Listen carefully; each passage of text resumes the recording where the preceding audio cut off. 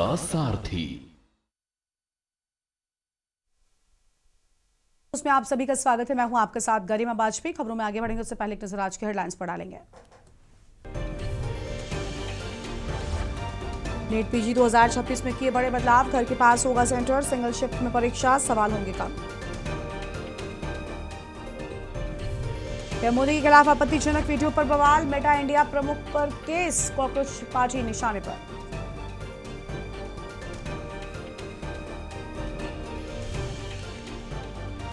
Bengal police ने किया बड़े आतंकी मॉड्यूल का पर्दाफाश। बंगाल के सीएम शुभेंदु अधिकारी थे आतंकियों के हिटलिस्ट में। जंतर मंतर प्रोटेस्ट में गड़बड़ी फैलाने की थी योजना। आरटीआई कार्यकर्ता ने इलेक्शन कमीशन से किया अनुरोध। सीजीपी फंड और दीप्ति के पिता की संपत्ति की हो सकती है जांच। और कपिल सिब्बल की 1 करोड़ की फंडिंग से जीएसटी वसूले सरकार। वाराणसी पुलिस ने राहुल गांधी और पप्पू यादव समेत 3 पर दर्ज किया एफआईआर। संसद में राम मंदिर दान चोरी वाले नाटक पर घेरे नेता। यूपी के 57 जिलों में बारिश का अलर्ट। लखीमपुर में मगरमच्छ गांव तक पहुंचा। जाल में फंसा अजगर। आप देख रहे हैं के न्यूज, खबरों का सारथी। रुक करेंगे खबरों की ओर। लखनऊ से खबर। तिरंगा अभियान के सहारे बूथ साधेगी बीजेपी। हर बूथ अध्यक्ष को 50 घरों में तिरंगे की मिली जिम्मेदारी। 10 से 15 अगस्त तक हर घर तिरंगा और तिरंगा यात्रा। बीजेपी स्वतंत्रता दिवस पर चलाएगी जनसंपर्क अभियान। 4 और 5 अगस्त को होगी भाजपा की जिला स्तरीय बैठकें। 6 अगस्त को मंडल स्तर की बैठकों में तय होगी रणनीति। 10 से 12 अगस्त को प्रत्येक मंडल वार्डों में निकालेगी यात्रा। भाजपा में करेगा तिरंगा यात्राओं का नेतृत्व। बीजेपी के मोर्चे और प्रकोष्ठ यात्रा में होंगे शामिल। 13 अगस्त को जिला मुख्यालयों पर निकालेगी तिरंगा यात्रा। 14 अगस्त को विभीषिका स्मृति दिवस पर करेगी बीजेपी खास कार्यक्रम। बड़ी जानकारी आपको हम बता रहे हैं।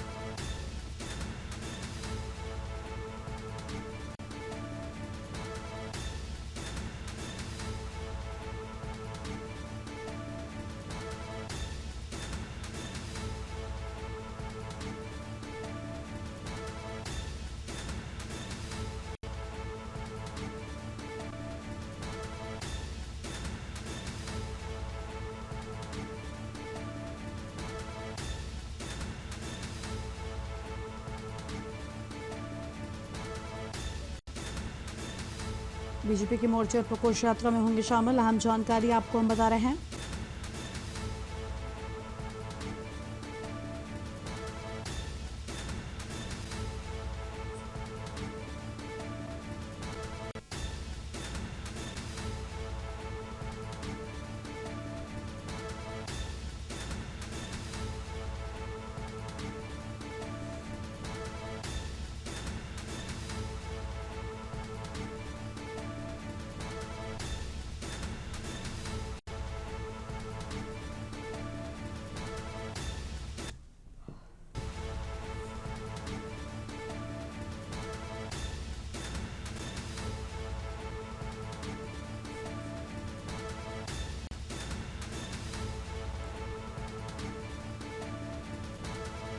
और इसी खबर पर बातचीत के लिए हमारे साथ हमारे संवाददाता मनीष तिवारी जुड़ चुके। मनीष, पूरी जानकारी क्या है? भाजपा तिरंगा यात्रा का नेतृत्व करने को तैयार।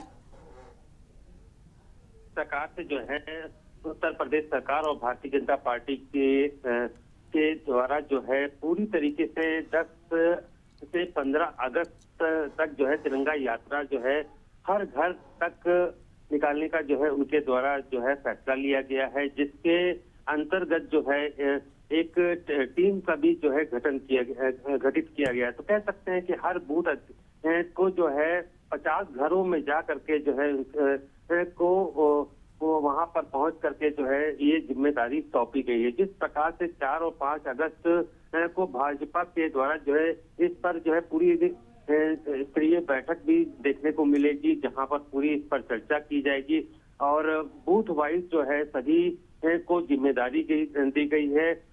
जिस प्रकार से जो भारतीय जनता पार्टी के द्वारा जो माहौल तैयार करने को लेकर के जो है लगातार प्रदेश के अध्यक्ष पंकज चौधरी, संगठन मंत्री धर्मपाल सिंह जो है इस पर पूरी बैठक कर रहे हैं लगातार और इसकी पूरी तैयारी कर रहे हैं। जिस प्रकार से देखा जा सकता है कि 14 अगस्त को विभाजन की जो विभीषिका स्मृति दिवस के मौन जुलूस और संगोष्ठी की जो है भारतीय जनता पार्टी की तरफ से तैयारी की गई है। तो कह सकते हैं कि हर एक पहलू को हर घर तिरंगा के तहत जो है अपने जिलों के अध्यक्ष और सब जितने भी कार्यकर्ता हैं उनको हर प्रकार से जिम्मेदारी दे करके जो है हर घर तिरंगा पहुंचाना है, वहां के लोगों से सभी लोगों से मिलना है, अपनी योजनाओं को भी इसी के तहत बताना है। साथ ही साथ एक टोली जिस प्रकार से गठित की गई है, जो स्वतंत्रता सेनानी है या जो वीर सैनिक है उनको घरों में जा करके जो है उनको सम्मानित करना, ये भी जो है भारतीय जनता पार्टी के द्वारा जो है एक टोली गठित करके जो है हर जिले वाइज जो है इसकी भी तैयारी की गई। तो कहा जा सकता है कि 15 अगस्त के मौके पर जो है इसी प्रकार से जो है इसका पूरा गठन किया गया है। इसी के तहत जो है बैठकों का दौर भी देखने को मिलेगा और तिरंगा यात्रा जो निकाली जाएगी, हर घर तिरंगा यात्रा, तो उसके तहत ये पूरी तैयारी की गई है। जी बहुत शुक्रिया मनीष आपका हमारे साथ जुड़ने के लिए और अहम जानकारी के लिए।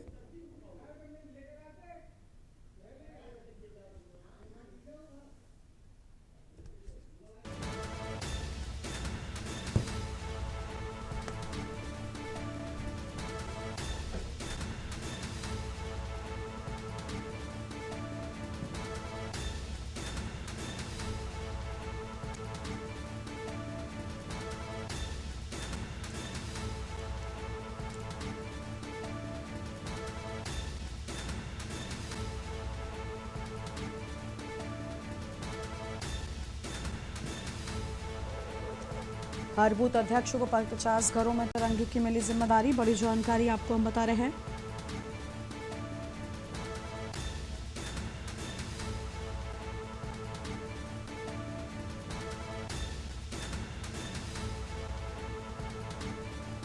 चार और 5 अगस्त को होगी भाजपा की जिला स्तरीय बैठकें। अहम जानकारी आपको हम बता रहे हैं।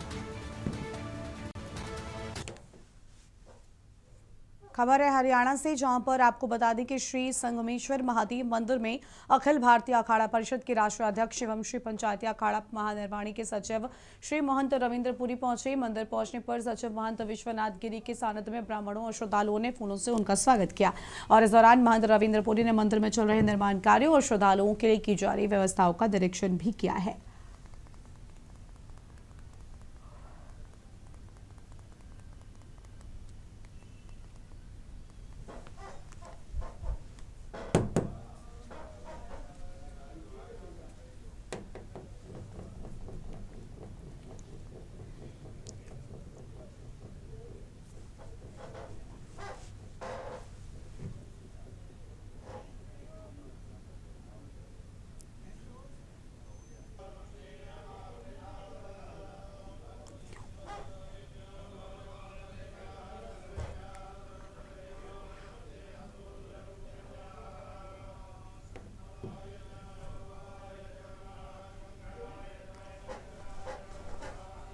भगवान शिव जो है सहनशील हैं और सर्वमान्य देवता हैं, गरीब अमीर कोई भेद नहीं है। भगवान संगमेश्वर की कृपा सबके ऊपर बनी रहे। ये जो श्रावण का मास है, क्योंकि इस वर्ष अधिक मास रहा है, तो अपने आप में एक विशेष महत्वपूर्ण समय रहता है। जो लोग महीने में एक बार या वर्ष में एक बार पूजा कर पाते हैं, श्रावण मास में अगर भगवान शिव का एक लोटा जल और एक बेलपत्र से अभिषेक किया जाए तो सारे पुण्य उनको प्राप्त होते हैं। संगमेश्वर महादेव क्योंकि अरुणा वरुणा नदी के संगम पर स्थित है, स्वयं वो शिवलिंग है और ये महाभारतकालीन भूमि है, कुरुक्षेत्र के क्षेत्र में स्थित है। श्री पंचायती अखाड़ा महानिर्वाणी के नागा सन्यासियों के द्वारा प्राचीन काल से इसकी सेवा पूजा करते आ रहे हैं। आज वर्तमान समय में भव्य और दिव्य मंदिर का स्वरूप हुआ है। वर्तमान व्यवस्थापक महंत विश्वनाथ जी महाराज के संचालन में हापुड़ के बहादुरगढ़ कस्बे में न्याय की मांग को लेकर एक विधवा महिला सड़क पर धरने पर बैठ गई। विधवा महिला का आरोप था कि उसे समाधान दिवस में भी न्याय नहीं मिला और बहादुरगढ़ चौकी इंचार्ज मौके पर पहुंचे, स्थिति को शांत कराने का प्रयास किया। इस मामले की जानकारी जब उच्च अधिकारियों को दी गई तो गढ़ तहसीलदार और गढ़ क्षेत्राधिकारी भी मौके पर पहुंचे हैं। अधिकारियों ने विधवा महिला और दूसरे पक्ष की बात विस्तार से सुनी है।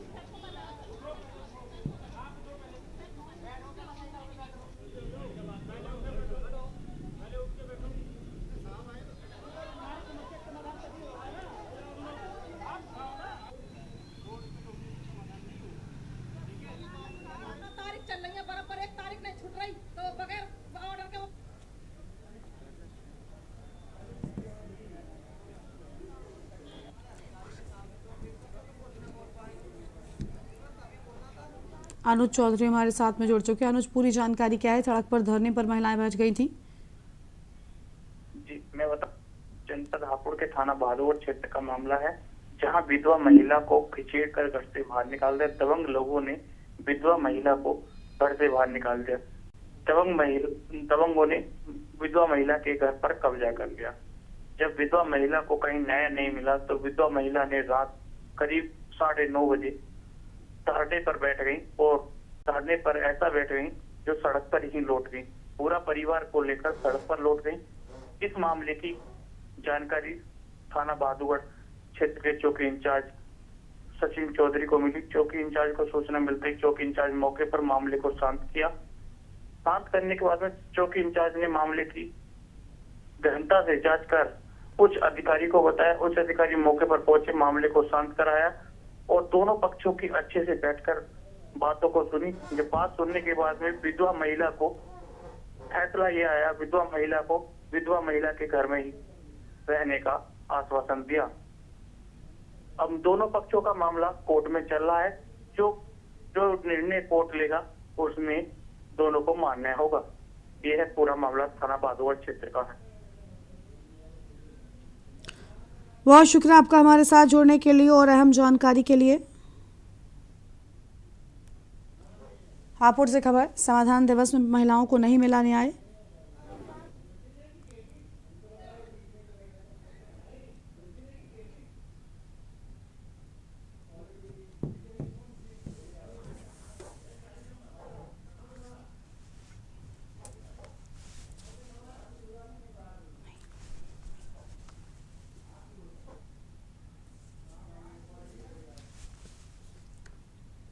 लखनऊ के रहीमाबाद थाना क्षेत्र में पत्नी की हत्या के मामले का सनसनीखेज खुलासा हुआ है।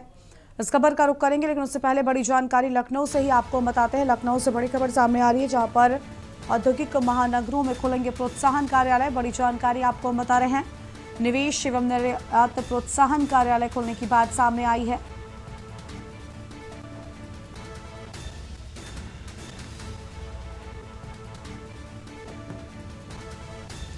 निवेशकों और निर्यातकों के लिए बनेंगे सिंगल कॉन्ट्रैक्ट। निवेशकों और निर्यातकों के लिए सिंगल कॉन्ट्रैक्ट सेंटर बनने की बात सामने आई है। लखनऊ से बड़ी जानकारी, बड़े खरीदारों और वैश्विक सप्लाई चेन से जुड़ेंगे यूपी के निर्यातक। अहम जानकारी लखनऊ से आपको हम बता रहे हैं।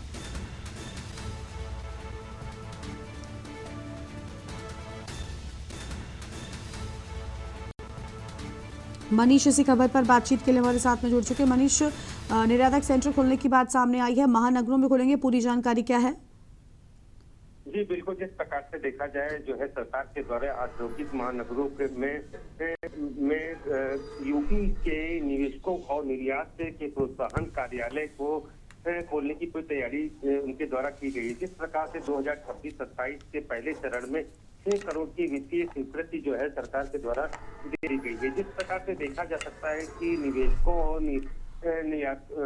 निर्यातकों के लिए जो है के एवज में संपर्क केंद्र के रूप में जो है कार्य करने का ये कार्यालय के द्वारा देखा जाएगा। जिस प्रकार से देख सकते हैं कि यूपी के निर्यातकों और बड़े खरीदारों और औद्योगिक संगठनों वैश्विक आपूर्ति श्रृंखला के लाभ को इससे इन कार्यालयों के जो खुलने से जो है काफी लाभ मिलेगा। जिस प्रकार से इसी की तैयारी के अंतर्गत जो है यूपी के एमएसआई और ओडीपी सेक्टर को नए बाजार की जो है एक मौका मिलेगा, जिसके चलते जो है सरकार का भी राजस्व को फायदा मिलेगा और कार्यालय के माध्यम से जो है निर्यात और आयात पर भी जो है पूरा जो सरकार जोर देना चाहती है उसी के तहत जो है इस प्रक्रिया को देखने को मिल रहा है, जिसमें राजस्व के साथ साथ जो है बेरोजगारी की समस्या जो काफी बड़ी समस्या है उसमें भी जो है कमी आएगी। युवाओं को जो है रोजगार भी मिलेगा, सरकार को फायदा भी मिलेगा। निवेशकों के लिए जिस प्रकार से जो है औद्योगिक नीति और भूमि उपलब्धता को जो है विविध सेवाओं के से जो है इनको मदद मिलेगी, चाहे उनके भूमि आवंटन का मामला हो और चाहे किसी प्रकार से कोई भी रूपरेखा तैयार करने में जो है किसी प्रकार की दिक्कतें आएंगी, तो इसी के माध्यम से ये प्रक्रिया देखने को मिल रही है। जी बहुत शुक्रिया आपका हमारे साथ जुड़ने के लिए, बने रहिएगा, आगे भी आपसे अपडेट लेंगे।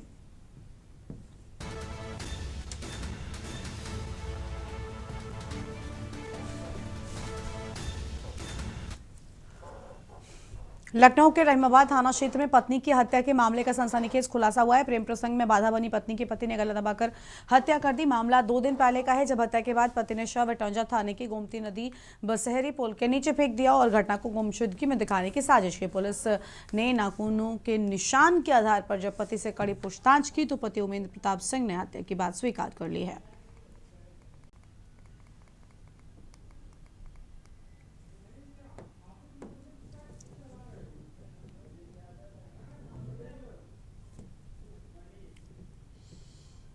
और इसी खबर पर बातचीत के लिए हमारे साथ मनीष, हमारे संवाददाता, एक बार फिर से जुड़ चुके हैं। मनीष, पत्नी की हत्या का सनसनीखेज खुलासा हुआ है, पूरी जानकारी क्या है आपके पास?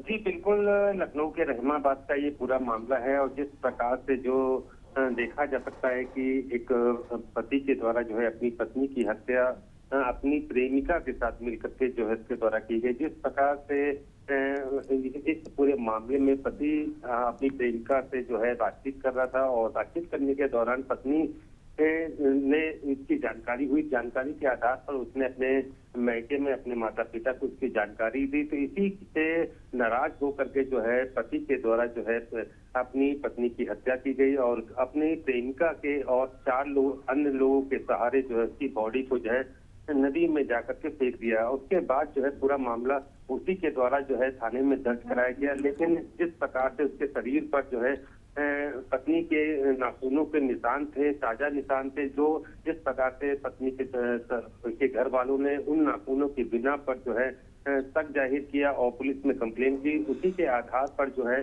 6 लोग इसमें सम्मिलित पाए गए हैं पति सहित। और इस प्रकार से पुलिस की पूछताछ के दौरान उसने पूरी बात कबूली की। हत्या करने के बाद जो है बॉडी को जो है उसने नदी में फेंक दिया था। तो इसी के तहत जो है इसमें सभी की गिरफ्तारी जो है पुलिस के द्वारा की जा चुकी है।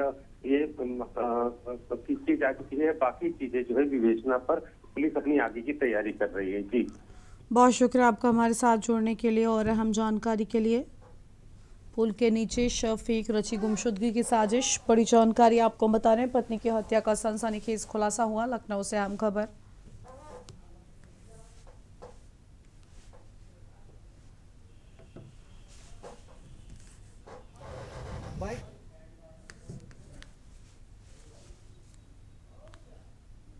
खबर है बलरामपुर से, जहां पर वज्रफनगर क्षेत्र के माध्यमिक शाला भरूही बांस में पदस्थ प्रधान पाठक मनोज गुप्ता के खिलाफ 2 शिक्षिकाओं ने गंभीर आरोप लगाते हुए शिकायत दर्ज कराई है। शिक्षिकाओं ने मामले की शिकायत बलंगी पुलिस चौकी और क्षेत्रीय विधायक से की है। शिकायत में एक शिक्षिका ने आरोप लगाया कि बच्चे को फीडिंग कराते समय प्रधानापाठक ने कथित रूप से छिपकर देखा, तो वहीं दोनों शिक्षिकाओं ने यह भी आरोप लगाया कि मासिक धर्म के दौरान अवकाश मांगने पर उनसे मेडिकल सर्टिफिकेट की मांग की जाती है।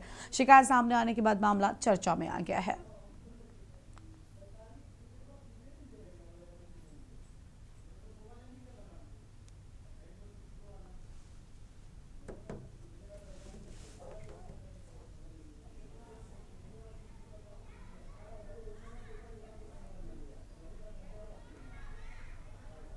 उसको आप जानिए मैडम, उसको मैं कुछ नहीं कर सकता।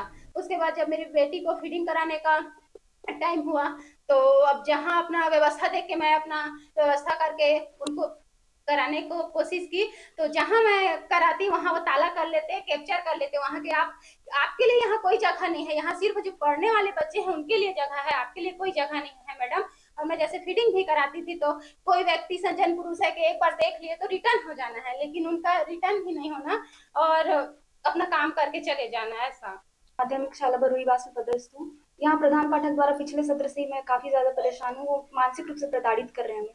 हमारे स्कूल में बाथरूम की सुविधा नहीं है, जिसके कारण हम लोगों को बाहर ऐसे खेतों में जाना पड़ता है या किसी के घर में जाना पड़ता है। तो उस स्थिति में वो कहते हैं कि हम लोग गाँव घूमते हैं या गाँव वालों के साथ में जाके कचहरी करते हैं, पंचायत करते हैं, इस तरह के शब्दों का उपयोग करते हैं। और परिस्थिति महिलाओं के साथ में जैसे हमारे साथ में प्रॉब्लम हो जाती है मासिक धर्म की, तो उस स्थिति में अगर हम लोग छुट्टी लेते हैं या फिर अगर सूचना देके जाते हैं तो वो बोलते हैं कि इसके लिए मेडिकल सर्टिफिकेट आप दिखाइए। आगे बढ़ेंगे खबरों की ओर। अगली बड़ी जानकारी फर्रुखाबाद से। गंगा नदी का जलस्तर चेतावनी बिंदु से ऊपर पहुंचने के बाद जिला प्रशासन अलर्ट मोड पर आ गया है। नरौरा बैराज से पानी छोड़े जाने के बाद संभावित बाढ़ की स्थिति को देखते हुए जिलाधिकारी डॉक्टर अंकुर लाठर ने प्रभावित क्षेत्रों और राहत शिविरों का निरीक्षण कर तैयारियों का जायजा लिया है। डीएम ने ग्राम तीसरा मड़ैया, ग्राम चित्रकूट और राजेपुर स्थित महात्मा गांधी इंटर कॉलेज एवं राजकीय औद्योगिक प्रशिक्षण संस्थान में बनाए गए शरणालय स्थलों का निरीक्षण किया। उन्होंने अधिकारियों से वहां उपलब्ध सुविधाओं की जानकारी ली और निर्देश दिए कि आपात स्थिति में प्रभावित परिवारों को तुरंत ही सुरक्षित स्थानों पर पहुंचाया जाए। जिलाधिकारी ने शरणालयों में पेयजल, बिजली, शौचालय, साफ सफाई, भोजन, चिकित्सा सुविधा, महिलाओं और बच्चों के लिए जरूरी व्यवस्थाओं के साथ पशुओं के चारे की उपलब्धता भी सुनिश्चित कराने की बात कही है।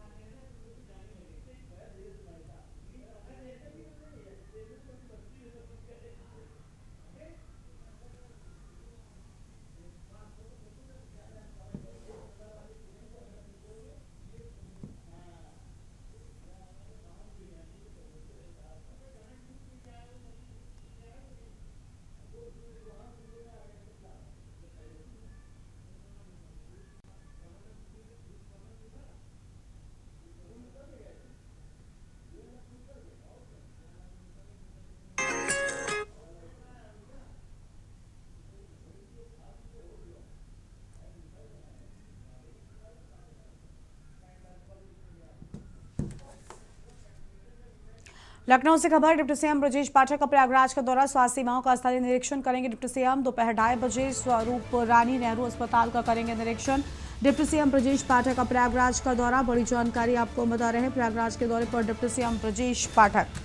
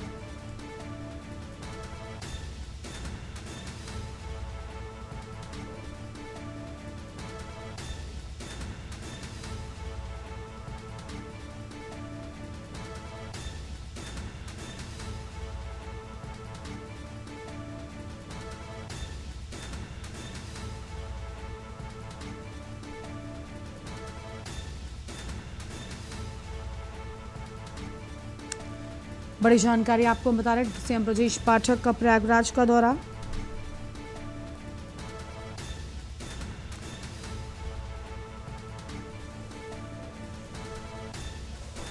स्वास्थ्य सेवाओं का स्थलीय निरीक्षण करेंगे डिप्टी सीएम ब्रजेश पाठक।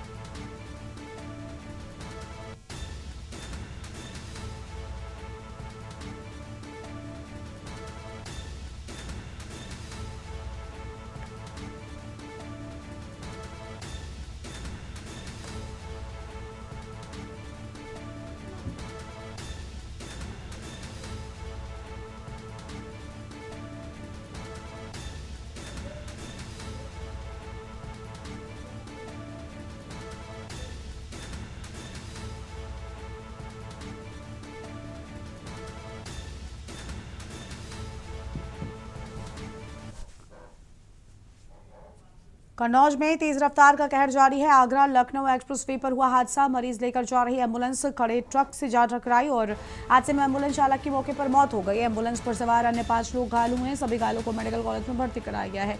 दिल्ली से मरीज लेकर बनारस जा रहे थे एम्बुलेंस और तिरवा कोतवाली क्षेत्र के कट पर हुआ हादसा। बड़ी जानकारी आपको हम बता रहे हैं।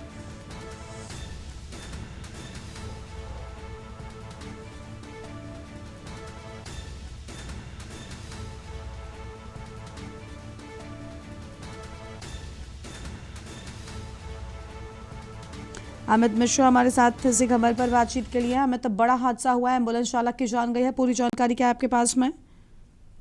जी बिल्कुल बता दें, ये सुबह तड़के का हादसा बताया जा रहा है और ये जो एम्बुलेंस है ये निजी एम्बुलेंस है जो कि दिल्ली से बनारस की तरफ मरीज को लेकर जा रही थी। तभी ये अंदेशा जताया जा रहा है कि इसमें जो चालक था उसको नींद की झपकी आ गई और साइड में ट्रक खड़ा था जिसमें ये एम्बुलेंस जो है वो ट्रक के पीछे जा घुसी है, जिसमें एम्बुलेंस चालक की मौके पर ही दर्दनाक मौत हो गई और जो मरीज थे उसके घर वाले थे वो करीब 5 लोग इसमें घायल हुए हैं।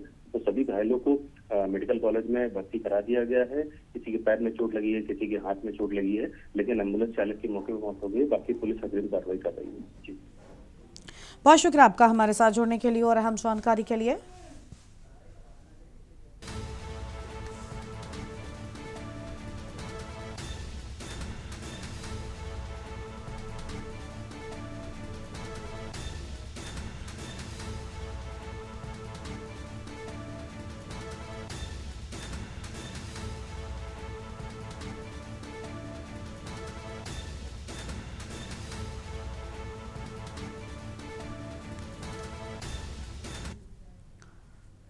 लखनऊ से खबर। यूपी के गुलबीर सिंह ने रचा इतिहास। कॉमनवेल्थ गेम्स 2026 में गुलबीर सिंह ने रचा इतिहास। यूपी के गुलबीर सिंह ने जीता कांस्य पदक। 5000 मीटर दौड़ में कांस्य पदक जीता। सीएम योगी ने गुलबीर सिंह को बधाई दी। गुलबीर सिंह यूपी के प्रतिभाशाली धावक। नायब सूबेदार गुलबीर सिंह को बधाई सीएम की ओर से। ये बधाई सामने आई है।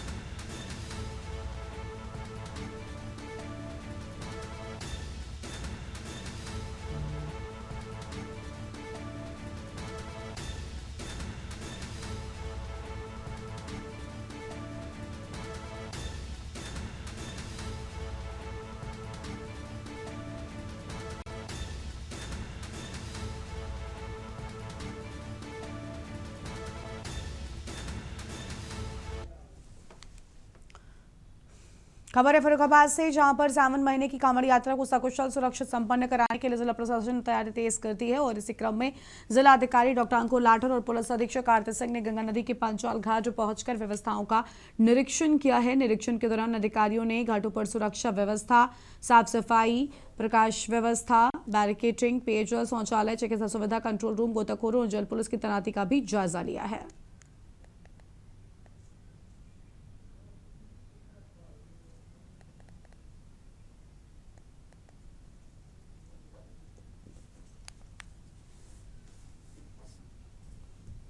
देखिए, जनपद फर्रुखाबाद में 4 प्रमुख कांवड़ मार्ग है और यहाँ पे 4 प्रमुख घाटों पे लोग आते हैं। श्रद्धालु जल लेके अपने अपने स्थान पे जाते हैं, मंदिरों में जाते हैं, जल अर्पित करते हैं। इसके लिए व्यवस्थाएं पूरी कर ली गई हैं। जो भी प्रशासन की ओर से हैं वो व्यवस्थाएं पूरी हो गई हैं। पुलिस की तरफ से इन पूरे जो क्षेत्र है उनको 4 जोनों में बांटा गया है और लगभग 15 सेक्टर्स में बांटा गया है। सब पे ड्यूटी तैनात है। पीआरवी का डिप्लॉयमेंट स्ट्रैटेजिक पोजीशन पे है। इसके साथ साथ जो रूट्स हैं उस पे 2 पहिया मोटरसाइकिल से हम लोग गश्त करेंगे।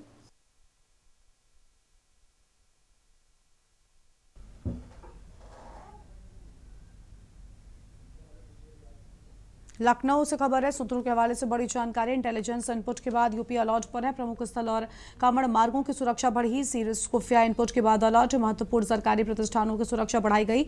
संवेदनशील स्थानों पर निगरानी बढ़ाई गई। वाहन चेकिंग और एंटी सैबोटाज को मजबूत करने के निर्देश। लखनऊ से ये बड़ी जानकारी सूत्रों के हवाले से सामने आई है। बड़ी खबर आपको हम बता रहे हैं। लखनऊ से बड़ी खबर।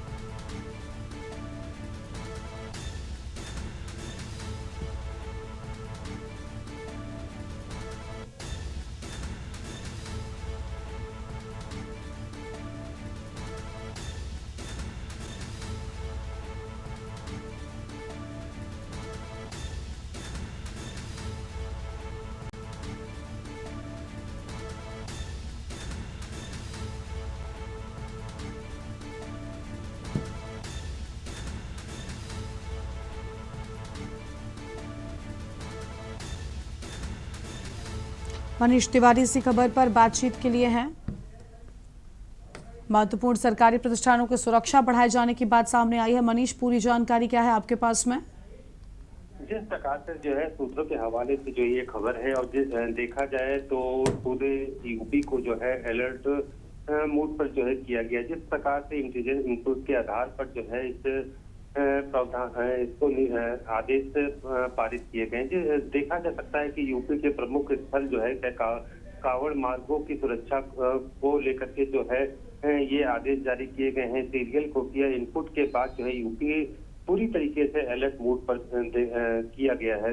महत्वपूर्ण सरकारी प्रतिष्ठानों कावड़ यात्रा पर सुरक्षा कड़ी और पुलिस और खुफिया एजेंसी से संवेदनशील स्थानों पर जो है निगरानी को जो है बढ़ाया गया है। सघन वाहन चेकिंग करने और साथ ही साथ संभावित संवेदनशील स्थलों पर जो है एंटी सैबोटाज उपायों का जो है मजबूती से जो है से करने के जो है निर्देश दिए गए। तो कहा जा सकता है जिस प्रकार से जो इनपुट सरकार को मिला है तो उसी के आधार पर ये कदम उठाया गया है।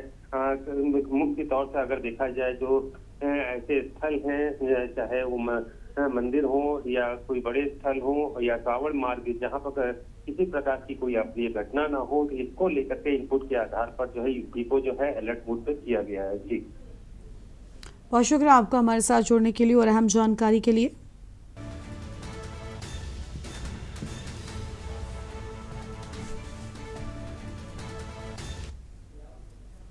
और नशा मुक्त अभियान को लेकर प्रधानमंत्री क्या कहना, सुन लेते हैं। बन जाता है, कंधे से कंधा मिलाकर करोड़ों लोग चल पड़ते हैं, तो ऐसे सभी जो व्यक्तिगत रूप से कुछ अपने आप नहीं कर पाते हैं, उनको भी एक नई ऊर्जा मिल जाती है। सामूहिकता की एक ताकत होती है और आज उस ताकत को लेकर के हर युवा मन को छूने वाला है। थोड़ी देर पहले देश के लाखों युवाओं ने नशा मुक्ति की शपथ ली है।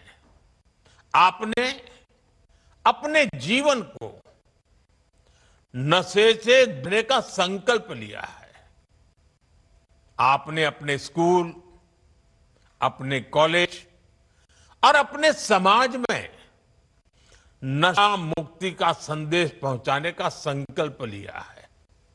साथियों, आज लिया गया ये संकल्प आने वाले 100 सप्ताह तक लगातार ऐसे ही बढ़ेगा।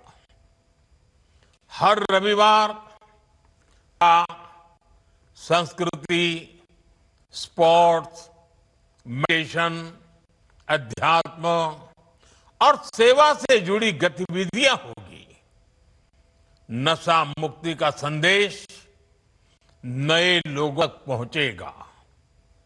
आने वाले 100 रविवार नशा मुक्त भारत की दिशा में 100 मजबूत कदम, 100 मजबूत स्टेप्स। साथियों, आज हजारों स्कूलों, कॉलेजों और यूनिवर्सिटी के लाखों विद्यार्थी इस कार्यक्रम से ऑनलाइन जुड़े हैं। माय भारत के वॉलंटियर्स भी लाखों की तादाद में इससे जुड़े हैं। मेरे एनएसएस के नौजवान भी आज हमारे साथ शामिल। देश के अलग अलग क्षेत्रों से, अलग अलग संस्थानों से, अलग अलग बैकग्राउंड के 1 करोड़ से अधिक युवा आज एक साथ है। मेरा आप सभी से आग्रह है, आप सब इस बड़े मूवमेंट के लीडर हैं। आपने मेरे इस विश्वास को और मजबूत किया है कि भारत का युवा कितना जागरूक है, कितना समझदार है और अपने कर्तव्यों के प्रति कितना गंभीर है। मैं आप सभी को इस अभियान के लिए अनेक अनेक शुभकामनाएं देता हूं। मेरे युवा साथियों, आप भारत की अमृत पीढ़ी हैं। आप अगले 20-25 वर्षों में अपने जीवन को भी दिशा देंगे और आप ही 2047 में देश को विकसित भारत की मंजिल तक लेकर जाएंगे और उसके शिखर पर आप ही बैठे होंगे। उसका सारा रसपान करने का अवसर आप ही को मिलने वाला है। देश को आपकी ऊर्जा, आपकी कल्पना शक्ति और आपकी टैलेंट की जरूरत है। इसलिए देश के लिए और अपने जीवन के लिए खुद को नशा मुक्त रखना बहुत जरूरी है। नशा फोकस को भटकाता है और धीरे धीरे युवा को उसके अपने सपनों से दूर ले जाता है।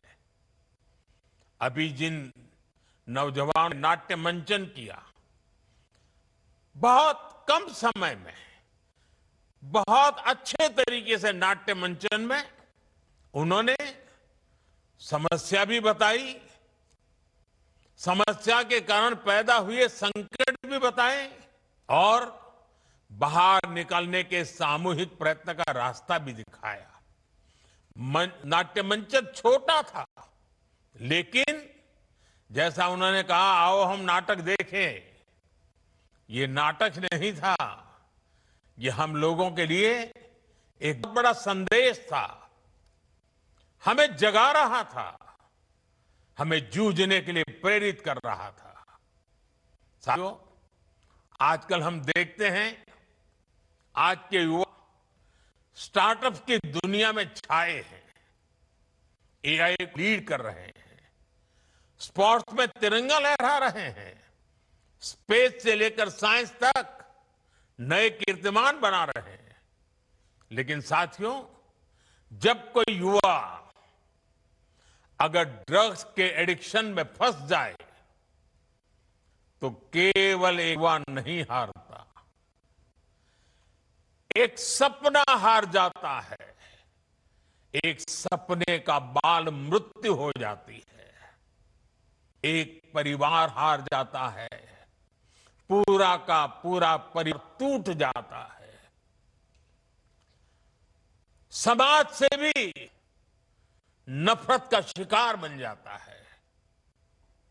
नशा केवल शरीर को नुकसान नहीं पहुंचाता, नशा एक मां की मुस्कान छीन लेता है, नशा एक पिता के सपनों को चूर चूर कर देता है, एक बहन की राखी की उम्मीद को कमजोर कर देता है, एक छोटे भाई का आदर्श छीन लेता है।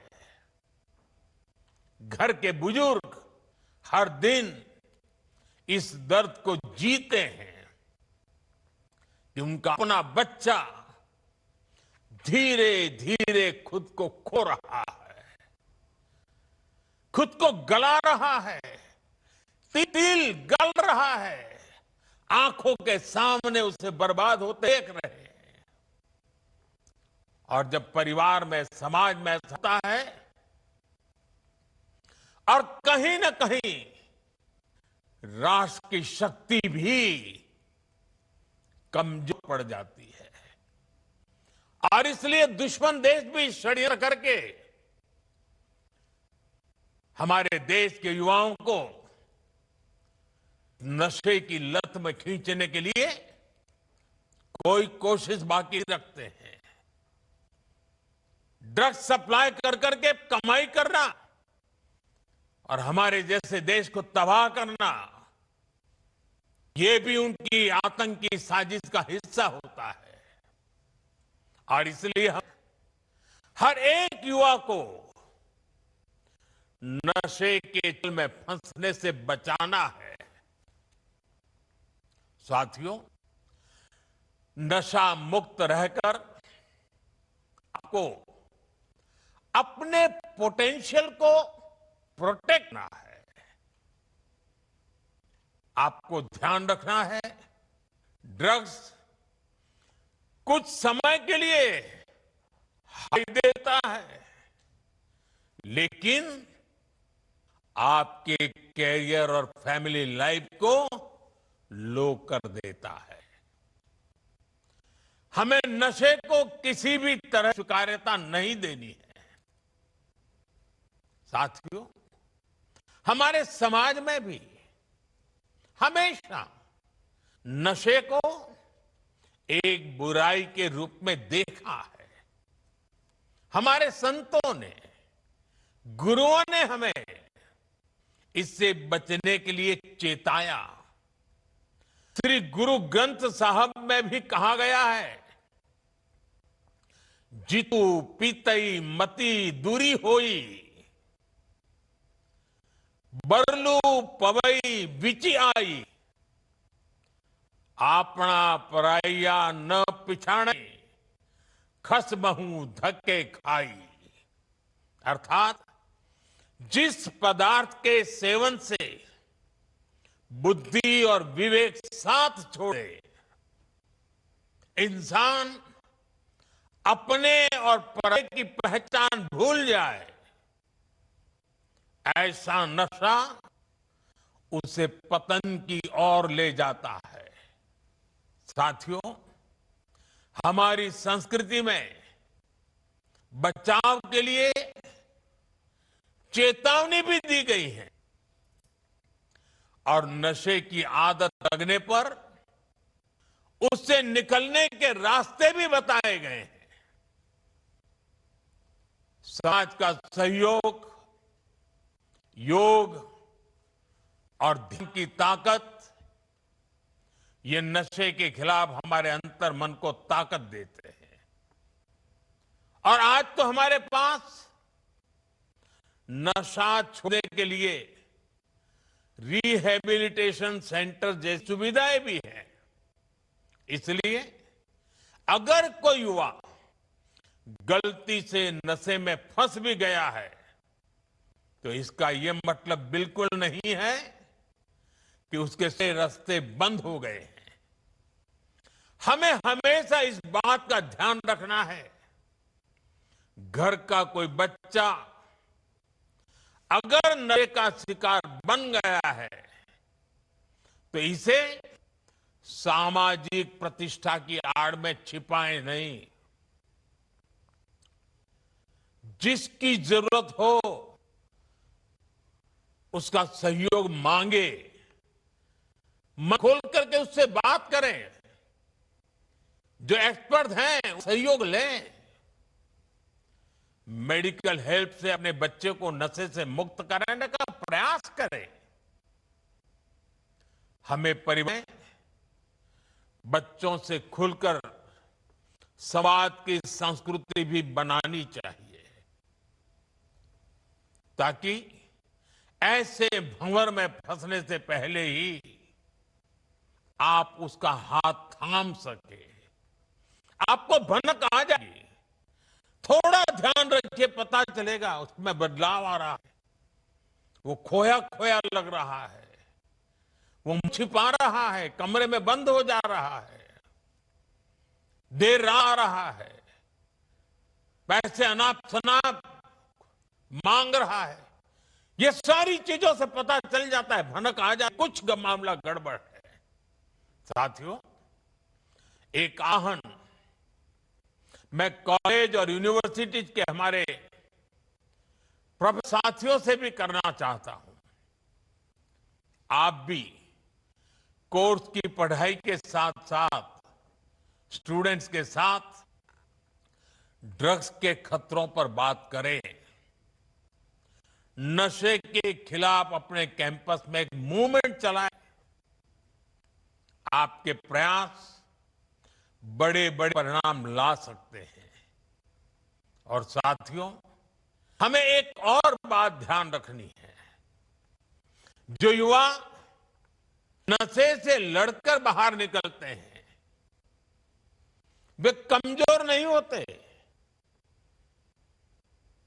जो नशे को परास्त करके निकला है ना, वो असली योद्धा होता है। समाज को उनका सम्मान करना चाहिए, अपनापन देना चाहिए, उसे दूसरा अवसर देना चाहिए। क्योंकि ड्रग्स से जुड़ा किसी का अतीत उसकी पहचान नहीं हो सकता। उसका साहस की पहचान होता है। साथियों, ड्रग्स के खिलाफ अभियान में आज सरकार भी मजबूती से युवाओं के साथ खड़ी है। देश में नशे कारोबारियों और तस्करों पर सख्ती के साथ कार्रवाई हो रही है। पहले की तुलना में कई गुना ज्यादा गिरफ्तारियां हुई हैं। हजारों करोड़ रुपए की ड्रग्स भी जब्त की गई है। ये दिखाता है कि ड्रग्स के खिलाफ हमारी सरकार कितनी सख्त है। मुझे विश्वास है केंद्र सरकार, राज्य सरकार, हर कोई इसे मिशन मोड में करेंगे। मुझे विश्वास है हमारे देश का युवा नशे से मुक्त रहकर अपनी युवा ऊर्जा को न केवल संरक्षित करेगा, बल्कि विकसित भारत संकल्पों को भी आगे बढ़ाएगा। और जब मैं आज अनेक महान संतों को मेरे सामने देख रहा हूं, दूर से मैं मन से उनको प्रणाम करता हूं। मैं सभी सामाजिक संस्थाएं, आध्यात्मिक संस्थाएं, आध्यात्मिक गुरुजन, आपका देश के कोने कोने में संगठन है। आप वह साथी डिवोटीज हैं। आने वाले 100 दिन में हर एक संगठन एक सप्ताह अपने जिम्मे ले सकता है। पूरा सप्ताह पूरे देश में वो संगठन नेतृत्व करे, बाकी सब शक्तियां उसके साथ जुड़े और रविवार को बहुत बड़ा कार्यक्रम करे। दूसरे सप्ताह दूसरा संगठन, दूसरी शक्ति सप्ताह भर प्रयोग करे, कार्यक्रम करे, जंगल, और रविवार को बड़ा कार्यक्रम करे। अगर 100 सप्ताह हमारे देश के ऐसे आध्यात्मिक, सामाजिक संगठन, युवा संगठन एक एक सप्ताह अपने जिम्मे ले ले और बाकी सारी शक्तियां जुड़े और रविवार को सब मिलकर के करें, आप कल्पना कर सकते हैं देश में इतना बड़ा आंदोलन खड़ा हो जाएगा। मैं एक बार फिर आप सबने समय निकाला, इस पवित्र काम सबको आशीर्वाद दिए, इसके लिए संतों का, आचार्यों का, संगठन के महारथियों का हृदय से आभार व्यक्त करता हूं। मैं 1 करोड़ से ज्यादा जुटे नौजवानों का विशेष रूप से अभिनंदन करता हूं। आपने बहुत बड़ा काम किया है। मैं माय भारत के वॉलंटियर्स की बधाई करता हूं। वो जो भी ठान लेते हैं आजकल करके दिखाते हैं। अभी पिछले दिनों मुझे माय भारत के वॉलंटियर्स को मिलने का मौका मिला। वे हिंदुस्तान के सीमावर्ती गांवों में जाकर के एक एक सप्ताह रुक करके आए हैं। से कभी देश का आखिरी गांव कहा जाता था, जिसको आज हम देश का गांव कहते हैं, वहां जाकर के आए। उनके अनुभव बड़े प्रेरक, और आज इतना बड़ा कार्यक्रम माय भारत के वॉलंटियर पाते हैं। ये अपने आप में उनकी राष्ट्र के प्रति जागरूक, समर्पित भावना प्रतीक है। मैं उनकी भी बधाई देता हूं, उनका भी अभिनंदन करता हूं।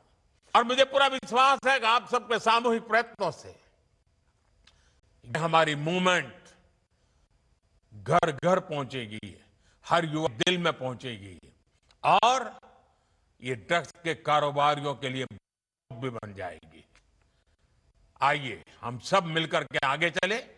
मेरी आप बहुत बहुत शुभकामनाएं। बहुत बहुत धन्यवाद। आप सुन रहे थे नशा मुक्ति को लेकर उनकी ओर से अहम बातें कही गई हैं। लाइव न्यूज में इतना ही। देखते रहिए न्यूज़ इंडिया। नमस्कार।